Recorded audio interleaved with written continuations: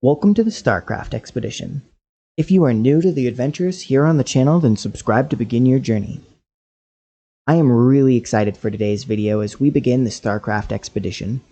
I adore RTSs, and with Stormgate on the horizon, I decided to delay the release of several videos I had made for the launch of this series for this one. I love strategy, adventure, and magic. Starcraft surprisingly delivers on all fronts, and I have high hopes that Stormgate will as well. With that said, on to the video. Hi, I'm Fiction, your Ranger Guide. I am here to help you explore, navigate, and learn about worlds other than your own. I haven't been to every world, so let me know if there is one that you would like me to explore for you. The worlds of StarCraft 2 are interesting and there are a lot of them. So, we're only going to talk about a small portion and explore other parts at a later date. For many, many years has mankind dreamed of traversing the stars. But what will we find there? The Earthlings who arrived in the Cthulhu sector would soon find out.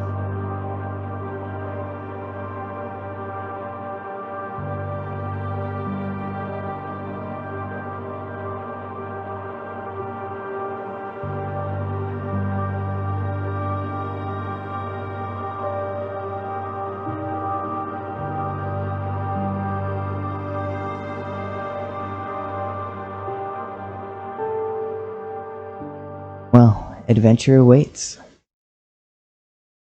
There are three kinds of sapient beings that inhabit the Cthulhu sector and the other surrounding sectors: Terrans, Protoss, and Zerg, each with their own unique politics and technology. We are going to try to avoid the history part of things, but that's going to be tricky when it comes to politics of this galaxy. It'll also be hard to separate the magic system entirely, but there's so much to talk about there that I wanted to save it for a later date. So, let's start with the Terrans. Terran technology is quite advanced. They are capable of interstellar travel via warp drives, which is the most essential technology for any intergalactic empire. They have advanced significantly in terms of combat, utilizing both advanced mech suits and combat drugs, which can provide combat prowess or healing. In terms of medicine, there are several tools like the previously mentioned combat drugs, namely injectable medical nanobots programmed for cellular hyper-repair, nano-conveyed anesthetics, and the use of attenuated lasers for precision in surgery. There is the latest advancement as well, psionics. But we will talk about psionics more specifically when we get to the magic system in a later expedition. Terrans have been in nearly constant conflict since they arrived in this part of the galaxy. So let's go over the different factions. Let's start with the Kelmorian Combine. A number of mining coalitions, shipping guilds, and corporations partnered to form a mercenary army to oppose another faction called the Terran Confederacy. A faction I will talk about a little more in a bit. This was a little more than a defensive pact though, as the Kelmorians sought to control the resources in the area to create a monopoly and line the pockets of the merchants in charge. The Kelmorians, in one form or another, remain a powerful economic and political force in the Cthulhu sector. This kind of government is known as a plutocracy, where wealth is the discerning factor in rule. Though the way plutocracies form are rarely simple, in the Kelmorians' case, it was merely a matter of who could afford to raise a military. The Terran Confederacy, on the other hand, is an aristocracy. The old Terran families ruled the Confederacy. They were also ambitious in maintaining and expanding their power, initially snapping up mining operations from the Kelmorians, causing the formation of the Combine.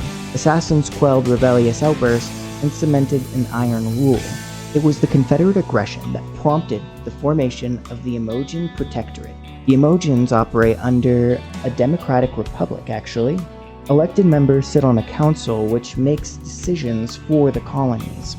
Definitely the most friendly to its citizens, but more surprisingly, conservationism is not always at the forefront of politics, so it's interesting to see it here. The Emojian Protectorate made an alliance with the Sons of Korhal, a rebellion group, an event that would have a big impact on Terran politics, as the Terran Dominion would be founded by the Sons of Korhal. Originally a rebellion from within Korhal, the home planet of the Confederate. However, upon overthrowing the Confederacy, the Dominion was immediately instated, replacing the corrupt government with a nearly identical one. The Empire subsists on heavy propaganda and the use of Confederate assassins. The residual members of the rebellion rallied under the banner of Raynor's Raiders, which was an elite fighting force within the Sons of Korhal. However, the Terran Dominion's rule remains strong. The Protoss. Protoss have superior physiology and some really cool tech to go with it. The primary tool of the Protoss is warp tech.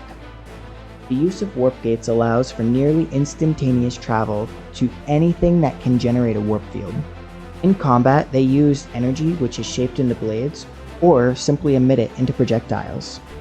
Gravity manipulation can also be used in combat to create singularities or anti-gravity for swift planetary travel.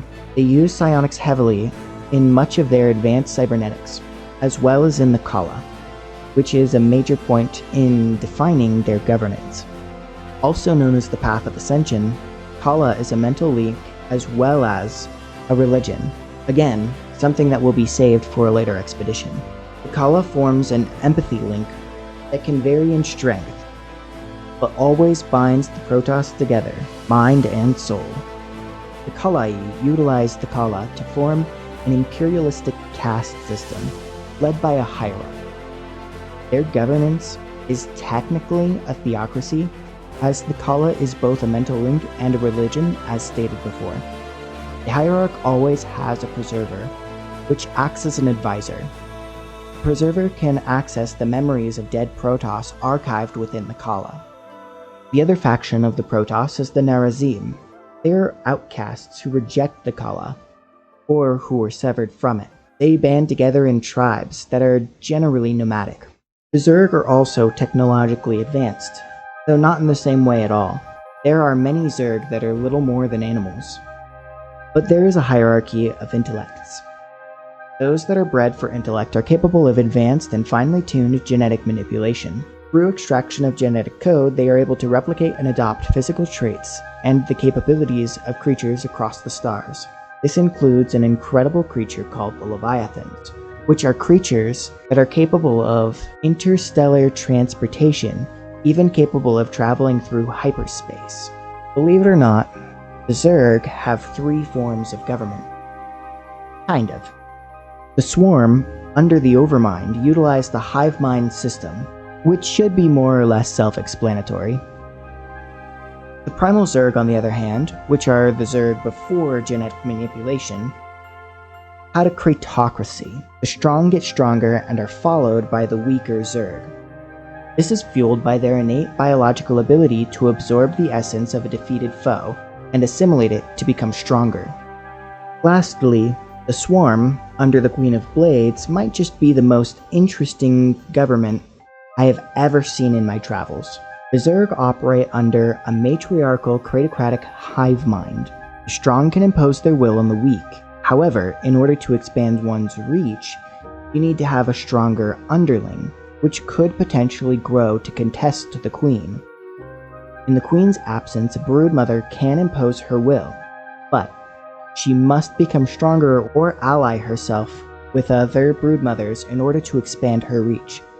In the absence of a queen, a broodmother may become strong enough to contest the Queen, but it is not likely, as a strong queen greatly improves the capability of the Swarm. For those of us that are not the Queen of Blades, we have to navigate the politics of these worlds in our own way. Let me explain. Politics within the worlds of StarCraft are particularly difficult or outright impossible to navigate. Unless you are a Protoss, you will find it quite impossible to properly integrate with their society. On the other hand, you will find it extremely easy to integrate with the Zerg, but that would definitely not be a pleasant process, so you should probably avoid that too. Your best bet is definitely to join one of the Terran societies. The Emojin Protectorate would likely be the most pleasant society given the stability of their government. But if you think you have what it takes to rule, then perhaps you should join the Dominion and climb through the ranks of the military. Hello again. I'm Fiction, your ranger guide, guiding you to the safest path, which is to one of our other videos. If you are brave enough, you can even explore, toss the dice, or Fiction plays. Wherever you go, I look forward to seeing you on the next expedition.